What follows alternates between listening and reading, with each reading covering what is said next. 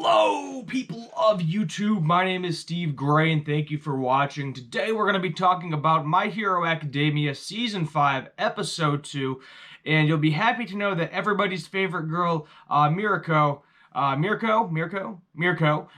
the rabbit girl, she has made an appearance finally in the anime, and I'm sure everybody is freaking out about it, and that's the only thing anybody's going to talk about this entire episode is just Mirko and nobody else, because who cares? We don't need to know about the rest of the episode. Stop watching after the first 5 minutes. That is all you need for this episode. But let's get right into it. So we got Dabi showing up to collect the Nomu. That is his job. And then Mirko shows up, and he doesn't think that he can beat all three of them. Obviously, Dabi is going to be able to defeat Hawks and Endeavor at this point in time because they are both beat up and worn out. But Mirko, no, she's good to go. She is the number 5 hero at this point in time, and I would not want to mess with her massive watermelon-crushing legs. She'd be thick. We'll just go with that. She'd be thick. Moving on, we learn that Dabi is introducing Hawks to the League of Villains. He's not allowing him to talk to Shigaraki at this point in time. We haven't even seen Shigaraki yet at this point this season, which I'm sure we will in the next episode or two. But we learn that the agency that Hawks is working for decides that they don't have enough information about the League of Villains. They don't have enough information about Nomu and how All For One is creating them, or who is and what is creating them. We just don't have enough of that information. And they know that Hawk's disposition is he has some sort of main goal, which they kind of touch into his childhood a tiny bit, but not really all that much. I'm sure we'll get more information on Hawks throughout the season as well. And he basically has some main goals, so he doesn't want to see people die, but at the same time, it's not going to massively negatively affect him. That's why they chose Hawks for this mission, because they knew that he was the only one that's going to be able to, unfortunately, watch people die in order to get vital information for the rest of the heroes to get the League of Villains out of commission, everybody arrested and in jail.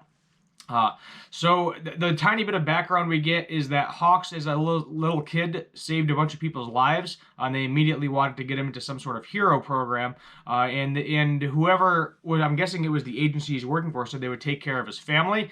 So maybe it has something to do with his family. We don't have a whole lot of information on it, but that's my guess, that it has something to do with him and his family and supporting his family. At least that's my guess. But at this point in time, with his popularity, it wouldn't surprise me if he has enough money with his hero work where he wouldn't need to do any of this anymore if it was uncomfortable to him. But he knows how important this is to the agency. I'm guessing the agency helped his family as well, so he feels like he owes them something along with that. So he's trying to get into the League of Villains. Hawk and Dabi kind of talk about this plan where, Dabi wanted to test out one of the more powerful Nomu against a hero, but he was like, why did you didn't tell me it was going to be the number 1 hero. And he was like, I told you I was going to get a hero. And he was like, that's the best test possible. You got a Nomu versus the strongest hero there is, the number 1. That is the best test possible for these Nomu to realize how powerful they are, to realize that we, the League of Villains, will be able to defeat all of the heroes fairly easily, because this one may or may not be our most powerful one that we have. I'm guessing that was the most powerful one they had at the time, and they can probably make more of them, which is kind of terrifying, because then we kind of pan to Endeavor in the hospital bed, saying that, this isn't just the start, this is the beginning. And he just kind of has flashbacks about his childhood. I should say his kid's childhood, more or less. And we get kind of a Shoto arc in here. There's going to be a Todoroki arc, I think, throughout the series, because he gets out of the hospital, goes home. They're trying to have a family dinner here.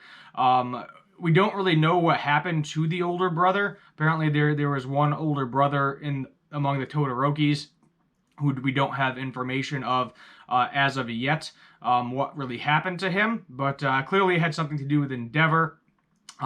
Shoto's other brother is not happy about it, and Shoto's sister is just trying to, get everybody as a family again, get everybody all together.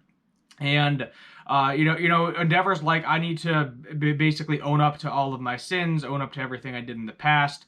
The eldest son that's currently there says, I can't forgive you, things along those lines. I won't forgive you for all the things that you've done. I don't care that you're the number one hero.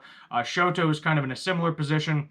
He was like, hey, that's a nasty scar you have on his face, and then it kind of pans to Shoto's scar, and then back to Endeavor's scar, and he was like, yeah, I was kind of wrong for doing that to you, and his daughter is like crying, like, oh, we're actually having a conversation about this, maybe we can actually get this family back together. She was like, it all kind of started ever since Mom started smiling again. You went to go see Mom. So Endeavor is trying to correct all of the wrongs of his past. I mean, we've had glimpses of what he's done in the past, but I'm sure we will get some even further information as the series goes on as well. We then kind of end off this episode with going back to Deku. Of course, he's the main character. He's going to have to make some sort of appearance in the episode. And he is kind of like inside his mind of One for All or something along those lines. We're not really sure where he is. If you remember back to the tournament arc where they helped him break his own finger, the past users broke his own finger, we got confirmation that, yes, he's seeing the past users. And then we got to see him interact and see the kind of how All for One took over everything, how the first user of One for All got their abilities and what really happened there. So the backstory, which we already kind of knew anyway, but now it's animated, so it's a little bit nicer, is he was like, look, I'm just doing this for the people, and then the people follow me because I gave it to them, And he was like, you don't even care about these people. You're just doing that so you have a bunch of mindless followers so they do whatever your goals are.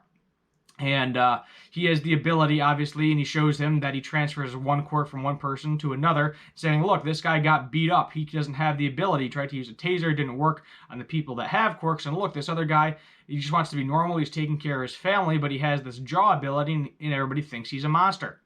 And then he switches the quirks, and they are both happy, and they become loyal followers to him. And the first user of One for All, he is just not having it. He's very a sickly, frail person. And then we kind of end with him, All for One giving One for All to his younger brother. And we see a brief interaction with Deku. A lot of him is blacked out. And we learn the reason that he's blacked out is because he only has the ability to use 20%. So only 20% of his body is showing. He can't really move anything. He can move one arm. Part of his face is there. I think he'll be able to interact with these people better the more control he gains over One for All. As he increases his percentage of being able to use it, he'll be able to see all of the past users. There was two people that were kind of like fuzzied out. I don't really know what that means. Debating on whether or not that second movie is canon, where Bakugo temporarily gets One for All. So I'm debating if one of them is actually Bakugo. That is a possibility. I don't think the movie's technically canon, but who knows? Let me know below if I am wrong, if that movie was actually canon. I'm pretty sure it's not, because then Deku would just be able to have those, especially in the first movie where he gets those crazy gloves, he would just have the ability to use those crazy gloves whenever the heck he wanted. But who knows? It is a possibility that they're like, paying homage to the movie, that, hey, look, that grayed out is Bakugo because he had One for All for like 5 seconds. But that's kind of where we end. So a lot of different plot points going on this season. I think we're going to obviously see Deku, more develop his abilities.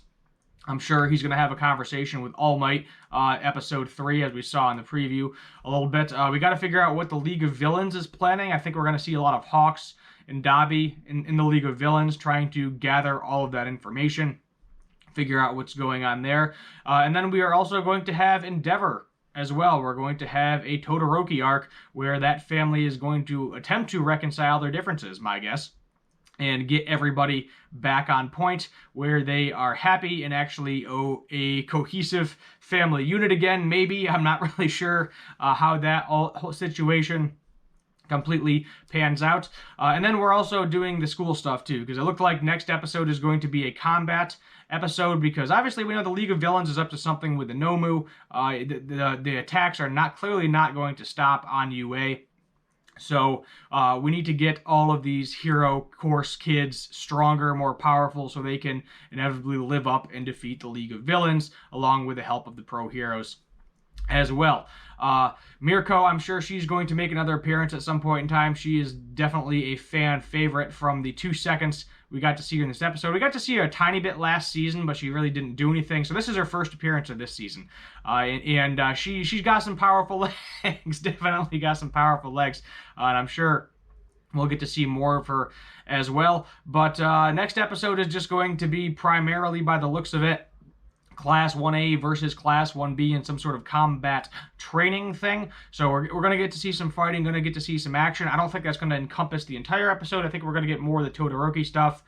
Probably Deku stuff is going to be on the back burner for next episode is my guess. And we may get a little bit more of the League of Villains stuff as well. But I'm not fully expecting that in that episode either. I think maybe it's probably just going to be more along the lines of Shoto's family and probably the two classes, in actual combat training, fighting one another. Excellent episode overall. I'll give this one an 8 out of 10. It was really good. It was a really, really good episode, and I definitely wanted more. The second it ended, I was like, wait, that's over? I want more. Give me more of that.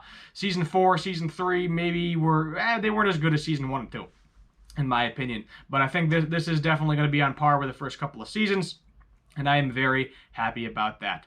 So let me know your thoughts, concerns, comments, section down below. Hit that like button, subscribe button, turn on that notification bell so you know when I'm making new content. My name is Steve Gray. Before we end here, you'll be getting Final Space Season 3, Episode 3 tomorrow.